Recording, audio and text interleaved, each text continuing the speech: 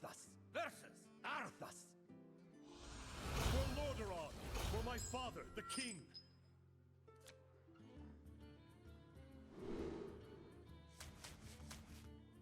Stonehill Defender is pretty good. Kills dudes.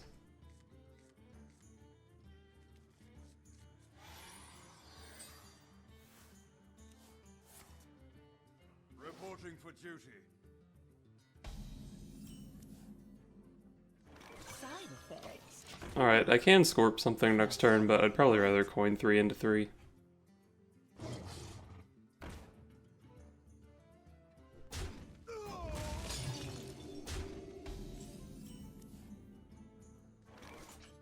Let's actually get this Direwolf off the board. Will be purged.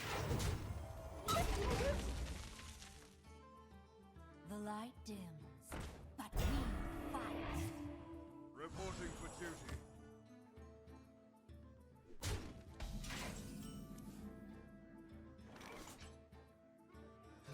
Let's go for an Acolyte here.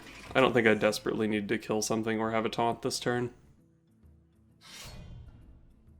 Reporting for duty. The light protects me.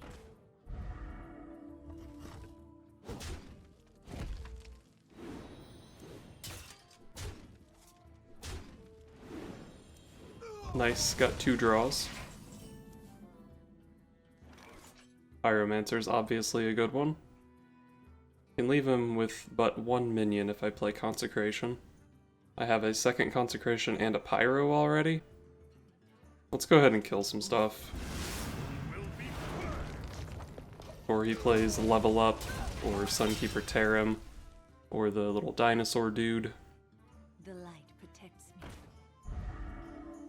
Probably just drop the Scorpion on that. Kind of a bummer that he gets to draw 5 cards for 3 mana.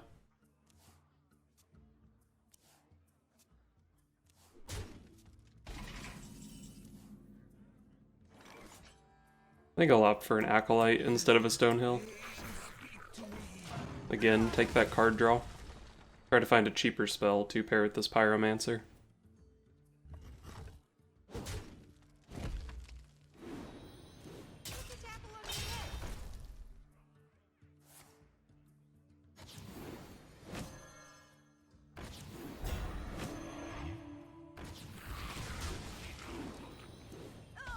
Did he only pull 2 things off of his call to arms? That's insane. Also insane though is these knife jugglers.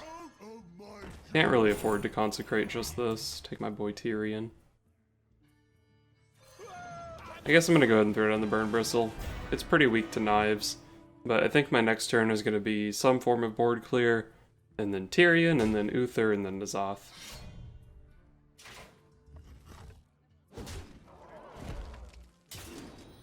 Reporting for duty. Show me some face juggles. Reporting for duty. Show me 1 face juggle. Literally perfect. Nice.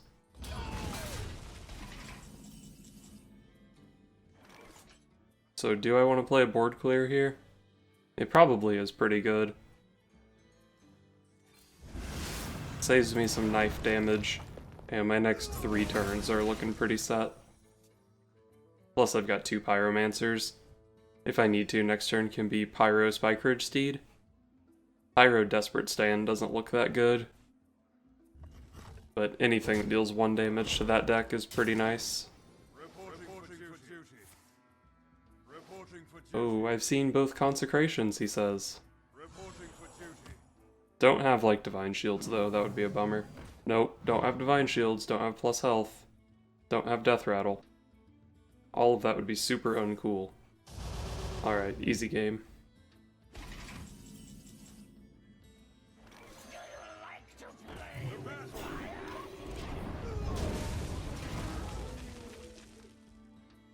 Back to your homes.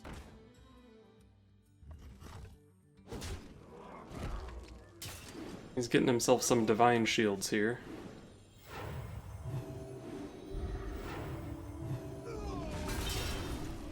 Reporting for duty. No more take candles.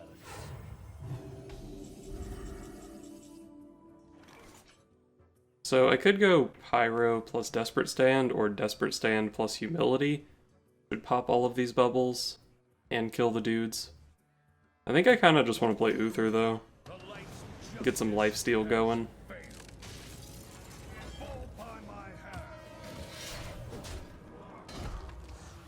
And then let's see, do I want to kill a 1/1? I'd have to trade off the Pyromancer.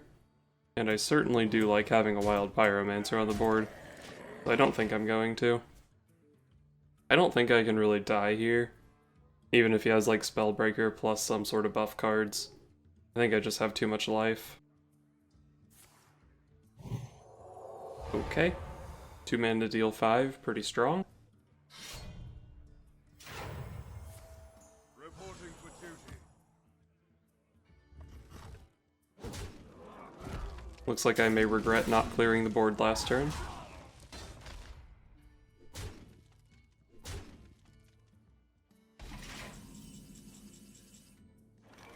Nair and the Fox is probably a little bit on the slow side. Well, I think the strategy is pray he doesn't have Spellbreaker. I'm at 20, he's showing 5, 12. So he needs Spellbreaker plus some. Plus quite a bit, actually. Let's see, pop. Hit all these in. He can kill this, but he has to take 6 damage for it. I think I'm gonna hit him in the face. Seems like getting another weapon hit in, and maybe a Tyrion hit in, isn't that unrealistic.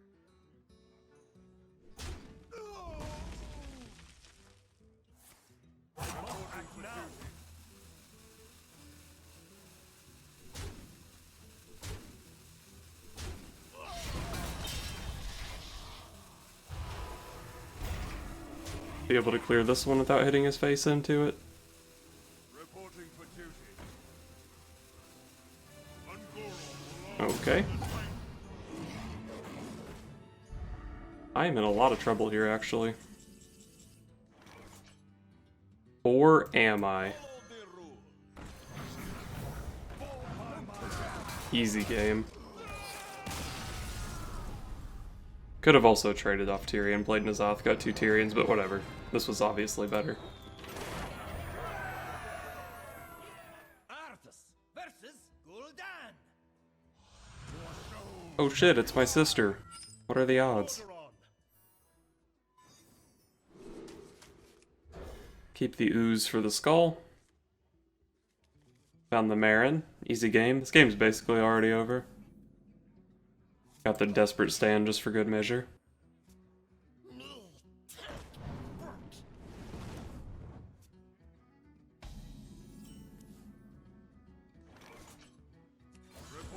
The dude contests this just as well as either of the guys from my hand. Plated Beetle, so probably no Doom Guards. Acolyte of Pain lines up really nicely into that thing that does not have 3 or more power.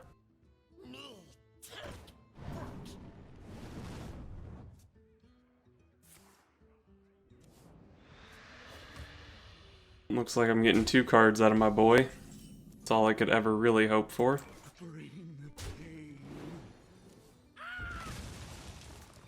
And this Acolyte of Pain has been good to me. Killed a 2/1, picked up a Rallying Blade to kill the 2/3, and he still plans on drawing me another card. What a guy. Weapon. Easy. What do you ask of me? Reporting for duty.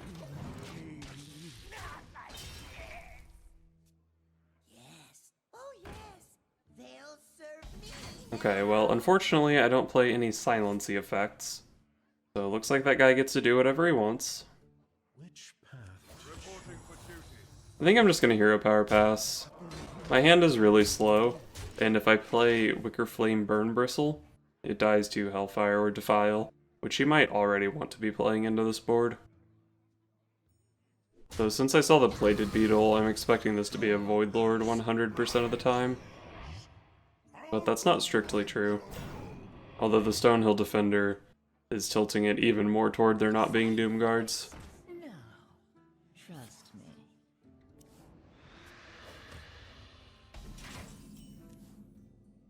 Picked up a Pyro, but I do not have an Equality. Start by drawing a card. If it's not useful, then it looks like we're just gonna go Burn Bristle, make a do to kill this thing. And we're chilling. And then next turn we play Marin, follow up with double Desperate Stand plus the Scorp-o-Matic.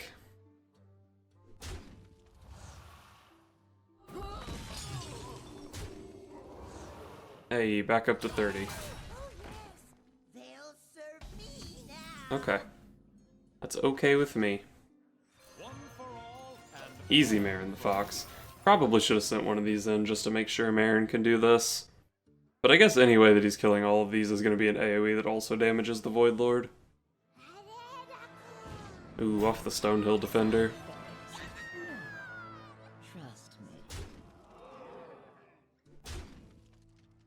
Okay, so hear me out. He has 7 cards in his hand. If I go double Desperate Stand on Rin and then kill it 3 times, he'll go up to 10 cards and overdraw a card value. Or we can do this. It's obviously the play. It doesn't matter if there are other plays, this is the play. Toland's Goblet, one of the worst ones. Let's just get this guy in play, I guess. The deck probably shouldn't have Giants, or really anything that I need to play Outdoor Peacekeeper on. So just use it to get a couple extra points of health on my Marin. And I chose to kill the Void Lord instead of the Rin, because it denied him 1 Voidwalker, and he probably wants to kill his own Rin anyway.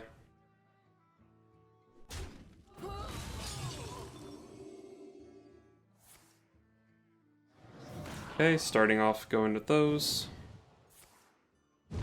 And a Hellfire. Curious Order. Cool, we got 3 different treasures this game. Should make things spicy. So do I want to just play Tyrion here? Sets up for the N'Zoth. Gets me the Ashbringer. Don't really want to play this one yet. Playing both of these could be pretty damn good, though. I have 9 cards in hand, so I would have to play something that I draw off of this, or I guess I could just equip the Rallying Blade. Let's just go Tyrion for now. Tyrion's pretty clunky, he's not always easy to work into a turn.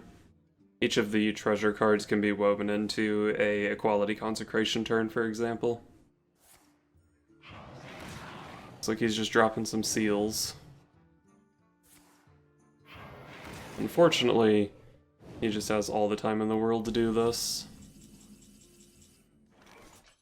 Sunkeeper Tarim's actually pretty nice. I can go for Pyro Consecration Rallying Blade to leave him with just a 4-1. I do need to start threatening his life total so he doesn't feel comfortable just playing these things out.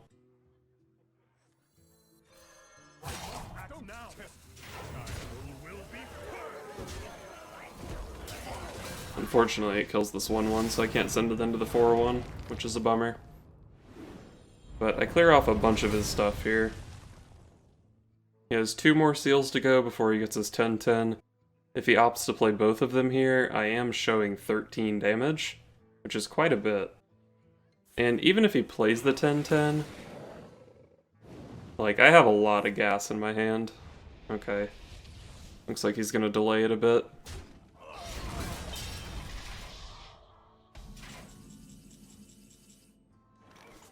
So if I opt for any of these here, it kills my Pyromancer. Kind of a bummer. I can just kill this thing, hit him in the face, and drop N'Zoth, gets back a Tyrion. And then I assume a Twisting Nether's coming out. I don't think I really have a way to bait a Twisting Nether. I guess I could like bump this in here and then Consecration so I'm not wasting my Pyro. Let's just play N'Zoth. Get a bunch of stuff on the board. Make him do things that aren't playing a 10-10 that kills my deck. That way I have time to draw my deck, find my power cards like Uther, Spikeridge Steed, Stonehill Defender, Scorp-o-matic, all the good stuff. That was a very strong turn. I can bump here, drop an Equality, push 11 damage. And then if he plays the 10/10 next turn, he just dies. It also lets me play both of my card draw cards if I want. I think it's worth it. Probably can't play both of my card draw cards here. But I can play the Wondrous Wand.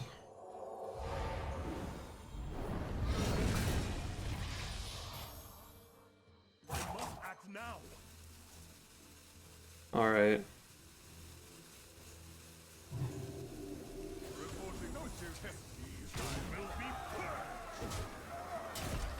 I think I'm okay with this. I don't want to play the Zerog's Crown quite yet. Because if he deals with this board, I need something to go along with it, or to follow it up. Blood River Gul'dan is a bummer. I do have another Equality in my deck. Looks like that would not be enough to punch through.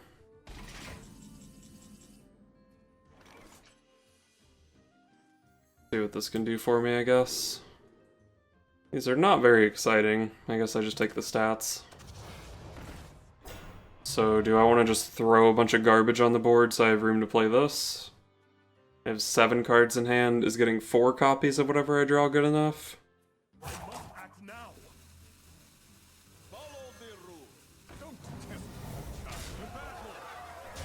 Kill this thing while he doesn't have much board space.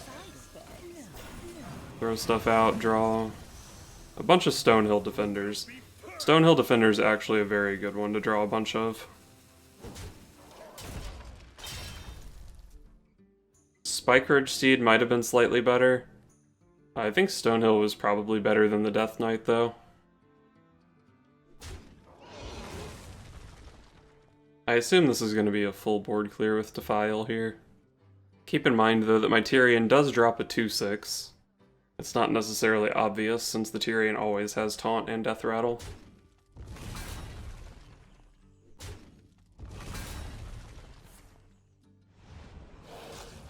So there's, what, 1, 2, 3, 4... You can make a 5 pretty easily. Currently, I think my Curator lives. Oh, Gluttonous Ooze is dirty. Overdrew my Death Knight, that's definitely a bummer. Let's drop a Stonehill. Bog Creeper's fat. We're probably just looking for the fattest thing off of each of these. Maybe a Righteous Protector's good, though. Do I want to play the Consecration this turn? Kills these things. Not likely to have access to my Equality this game. I guess the important thing about playing Consecration here is it sets me below 10 cards, so I'm actually threatening to draw something. Let's just take a Righteous Protector. Might end up being pretty good.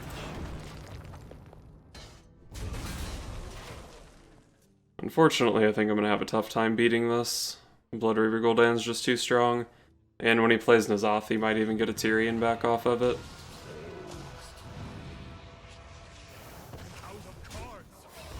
This turn I can go Righteous Protector, Stonehill, and Sunkeeper Tarim, which seems really strong.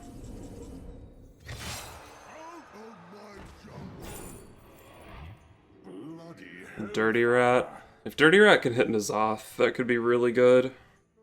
I think I really need to play Tarim this turn, though. And if he has N'Zoth, he's just going to play it this turn, so I don't know how good that is. Maybe I can skip out on Tarim for this turn. But then he's going to kill 2 of my guys with this and the weapon.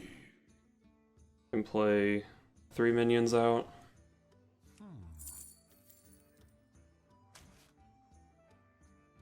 Let's just go for Tarim. I'm on a very short clock here trying to kill him.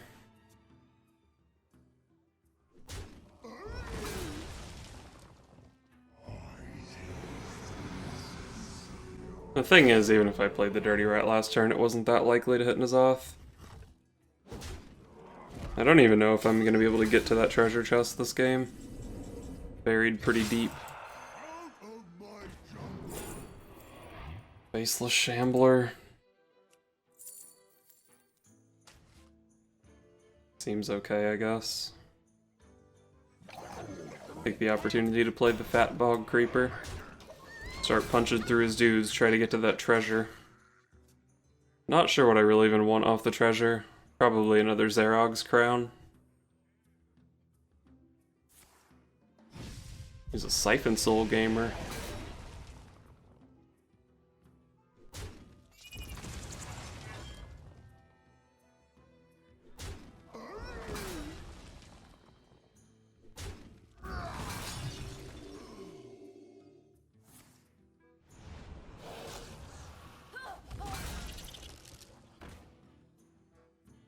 Wonder if he's a Doomsayer gamer. We're about to find out. I just take so much damage from fatigue. I don't think it really matters. Wow, he has Doomguard in his Siphon Soul Stonehill Defender plated beetle deck? That's actually insane. I think I'm just dead, right?